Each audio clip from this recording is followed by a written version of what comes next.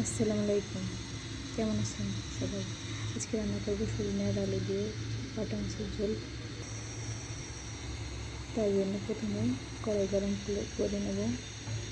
কড়াই গরম হয়ে গেলে তাতে তেল দিয়ে দেবো। তেলের ভিতরে হালকা একটু লবণ দেবো যাতে একটু ছিটিয়ে দেবো। এবার মাছগুলো ভেজে নেব। মাছটা ঝাল করে রাখা হয়েছিল লবণ হলুদ দিয়ে। মাছগুলো রাস্তায় ভাজা হয়ে গেলে এবার উল্টে দেবো এত ভাজার জন্য। মাছগুলো ভাজা হয়ে গেলে মাছগুলো তুলে নেব। মাছ ভাজা হয়ে গেলে এবার পেঁয়াজ রসুন ভেজে নেব। পেঁয়াজ রসুন ভাজা হয়ে গেলে তার এবার ভেজে নেব। আলু দিয়ে লবণ দিয়ে ভেজে নিয়ে তার ভিতরে হলুদ দিয়ে দেবো। আলু ভালো করে ভেজে নিয়ে আলুগুলো তুলে রাখবো। এরপর কুমড়োর বড়িগুলো ভেজে নেবো। যেহেতু কুমড়োর বড়িও রান্না করবো তাই কয়েকটা কুমড়োর বড়ি ভেজে নেবো।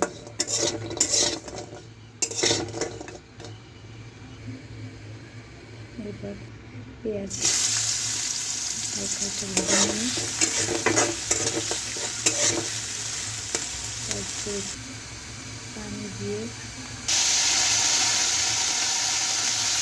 কাঁচামরিচ, হলুদ, লবণ, আদা বাটা দিয়ে ভালো করে কষিয়ে নেব।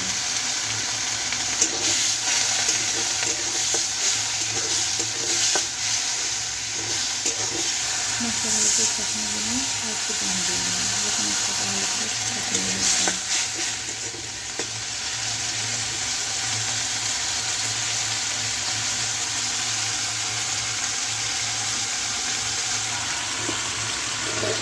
মরিচাগুলো দিয়ে দেবো।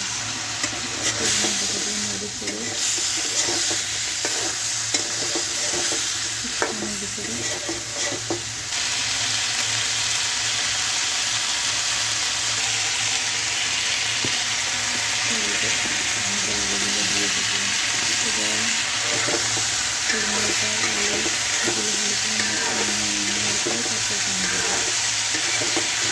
আপনাদের কার কার সজনে পাতা তরকারি পছন্দ হলে কমেন্ট করে জানাবেন। একটু পানি দিয়ে দেবো। ঝোলের পানি দিয়ে দেবো।